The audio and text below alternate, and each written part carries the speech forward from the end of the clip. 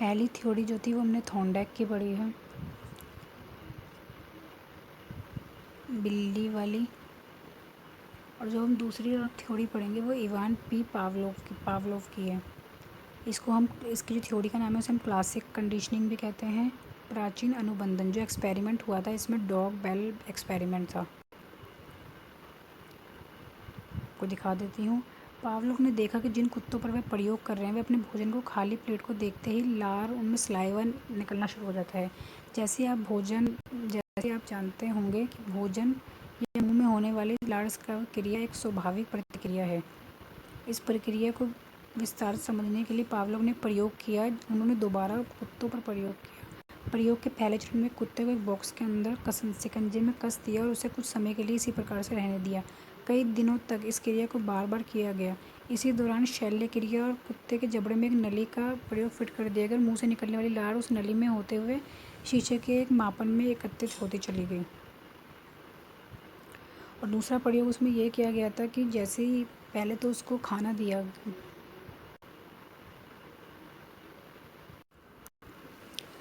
प्रयोग के दूसरे चरण में कुत्ते को भूखा रखने के पश्चात शिकंजे में कस दिया गया। नली का एक सिरा जबड़े में और दूसरा शीशे के जार में रखा गया। इसके बाद एक घंटी बजाई गई। उसके तुरंत बाद उसे खाना परोसा गया। कुत्ते को भोजन करने दिया गया। अगले कुछ दिनों तक उसे हर बार घंटी की ध्वनि के बाद ही उसको खाना प्रदान किया गया। इस तरह से कई प्रयासों के पश्चात एक परीक्षण प्रयास किया गया जिससे यह प्रक्रिया पूर्ववत थी कि सिवाय इसके इस प्रयास में कुत्ते को घंटी बजाने के बाद भोजन नहीं दिया गया। और लेकिन खाना प्राप्ति की आशा से घंटी की ध्वनि सुनने के बाद ही वो लार टपकाना शुरू कर देता है। घंटी के साथ भोजन का संबंध हो जाता है तथा घंटी और भोजन के बीच एक साहचर्य के फलस्वरूप घंटी की ध्वनि के प्रति कुत्ते द्वारा लार के स्राव के रूप में प्रदर्शित एक नई अनुक्रिया की प्राप्ति होती है।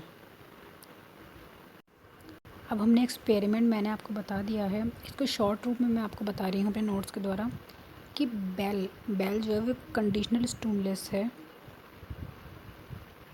बेल जो है कंडीशनल स्टिमुलस है एंड फूड जो है वो अनकंडीशनल, क्योंकि फूड को देख के जब हमें भूख लगी होती है तो लार अपने आप टपकती है, लेकिन जब बेल से लार टपकना शुरू हुई तो कंडीशनल हो गया। नेचुरल रिस्पॉन्स जिसके प्रति स्वयं प्रतिक्रिया होती है और आर्टिफिशियल रिस्पॉन्स जिसके प्रति स्वयं प्रतिक्रिया नहीं होती, सीखने के बाद प्रतिक्रिया होती है। ओके, अब हम करेंगे स्टिमुलस दो प्रकार के होंगे, आर्टिफिशियल और नेचुरल। आर्टिफिशियल हो जाएगा बेल और नेचुरल हो जाएगा फूड। कंडीशनल स्टिमुलस ये हो जाएगा अनकंडीशनल स्टिमुलस। रिस्पॉन्स भी इसके दो प्रकार से आएंगे, आर्टिफिशियल और एक नेचुरल। आर्टिफिशियल आएगा हमारा बेल से और नेचुरल आएगा हमारे फूड से। कंडीशनल रिस्पॉन्स और अनकंडीशनल रिस्पॉन्स। और जो हमेशा सही होता है वो होता है कंडीशनल स्टिमुलस प्लस में अनकंडीशनल स्टिमुलस। इसी से राइट थ्योरी कि पहले बेल बजेगी उसके बाद खाना दिया गया, ये ठीक है। अगर पहले खाना दे के बेल बजाएंगे तो उससे कोई फ़ायदा नहीं है। और अब हम टेबल देख लेते हैं एक बारी को।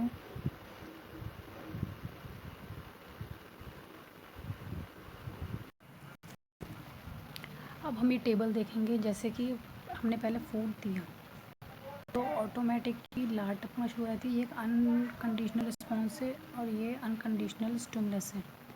फिर हमने बेल बजाई, इसके बाद कोई रिस्पॉन्स नहीं आएगा। फिर हमने बीच में क्या किया, हमने पहले बेल बजाई कंडीशनल, फिर फूड दिया अनकंडीशनल, तो लाड़ अपने आप आने लग गई, तो ये अनकंडीशनल रिस्पॉन्स हो गया। और आफ्टर साउंड ऑफ बेल से ही सलाइवेशन होना शुरू हो गया। और अब हम देखेंगे जैसे कि हम इसको यूज़ कर सकते हैं ए फॉर एप्पल, तो ये बेल का काम करता है ए, और फिर ये फूड अनकंडीशनल का। बच्चे एप्पल से वाकिफ़ होते हैं ये एप्पल है, हम इसको ए के साथ जोड़ देते हैं। जैसे ट्रेन एक आर्टिफिशियल है और एक्सीडेंट एक नेचुरल प्रोसेस है, और उसका रिस्पॉन्स हो जाएगा घबराना। जैसे हम पहली बार किसी ट्रेन में बैठे और हमारा एक्सीडेंट हो जाए तो हमारा रिस्पॉन्स से घबराना आ जाएगा, क्योंकि जब भी ट्रेन का नाम लेंगे तो हमें दिमाग में हमारे एक्सीडेंट ही आएगा। तो please like, share and subscribe my channel, and thanks for watching the video.